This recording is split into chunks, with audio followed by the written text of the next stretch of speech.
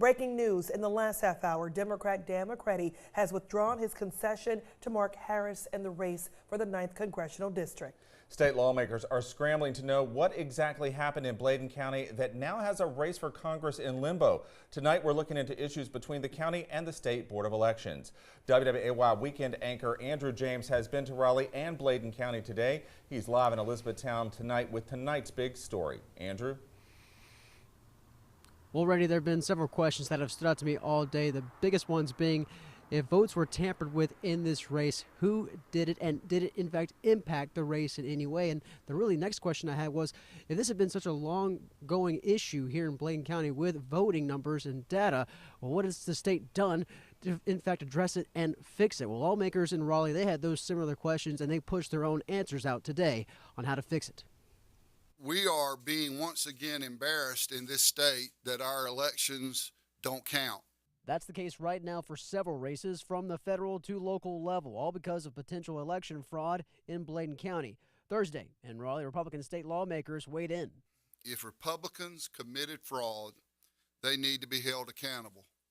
In fact, we need to hold our own accountable. The same is true for the Democrats. Senators place some blame on the State Board of Elections. They demand a bipartisan task force step in to investigate the 9th Congressional District race. There's reason to doubt the capacity of the State Board of Elections. They come to that conclusion after repeated issues with unusual voting numbers and data from Bladen County that goes back nearly a decade. Bladen County Commissioner Ray-Britt served 15 years as the county elections board chair. In 2010, he alerted the state of 8 votes from a nursing home believed to be fraudulently handled. By the time he left the board in 2015, the answer was still, it's not been resolved. State board officials told our Charlotte affiliate the investigation was closed in 2013. Britt, 5 years later, says it's the first time he or anyone who blew the whistle on the issue heard that. I stand behind, I didn't know, the board didn't know, the director didn't know, and the nursing home didn't know. So I just question how it was done. Britt would not say if a new election is needed just yet. State lawmakers echoed that. Britt says it's not a crime to help people vote, but if it's found that those votes were tampered with. Now, if you're going to get ballots and doing something incorrect with ballots, so be it. I don't care if it's my son. It is what it is. You pay the price. Now, Britt does tell me the state board does the best it can with a limited staff there. He supports them through the thick and thin, but I've reached out to the state board for comment on this story. I'm still waiting to hear back as of right now. Now, the state board has been giving us information on the evidence involved in this investigation pretty much all the way through it. They do plan to review this evidence publicly no later than December 21st.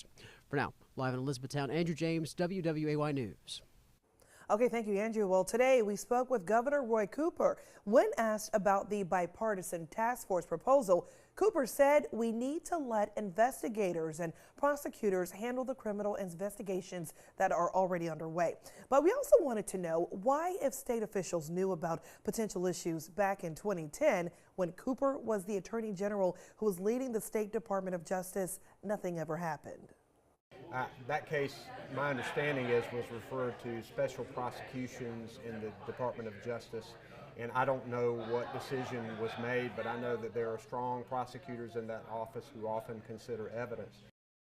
Meanwhile, the leaders of both major political parties in the state also having their say today.